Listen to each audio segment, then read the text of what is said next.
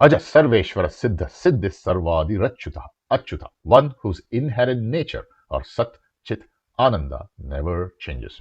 Chuti means falling down. Natchuti is Natchutya or Achyuta means one who has not fallen from his exalted state of omnipotency and bliss.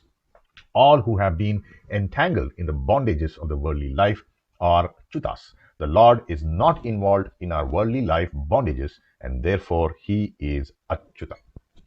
So let's understand this a little more. This is playing out in each of our lives too. We all lead a life in relativity, so there is both joy and sadness in a given day.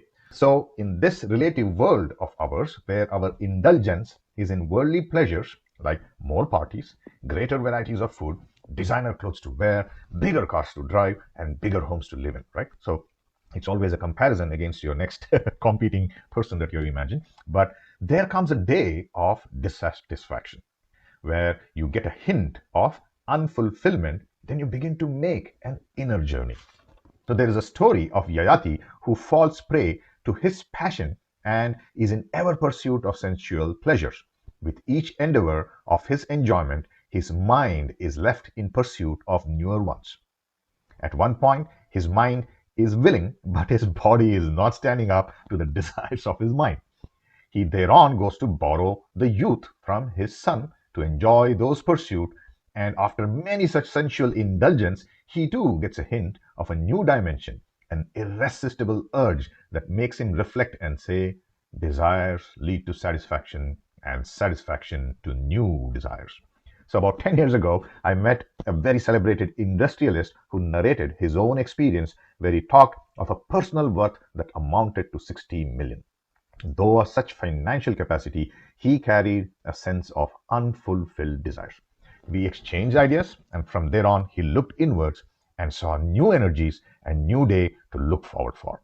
This sense of seeking for fulfillment, or the idea of total fulfillment, is hidden in all of us in the Anandamaya Kosha that we got introduced.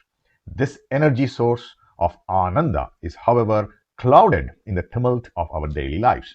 But one has to dig into this source of energy one little inch each day and reach the home of Lord Vishnu within us, the Atman, the Anandamaya Kosha, the home of all joy. Once we accomplish this, we overcome this sense of relativity and can achieve the celebrated and most sought after moksha now and here. And we base our lives on a richer philosophy and make our life journey from what we called earlier as moving from quantity to quality. So the name Achyuta, or the embodiment of Ananda.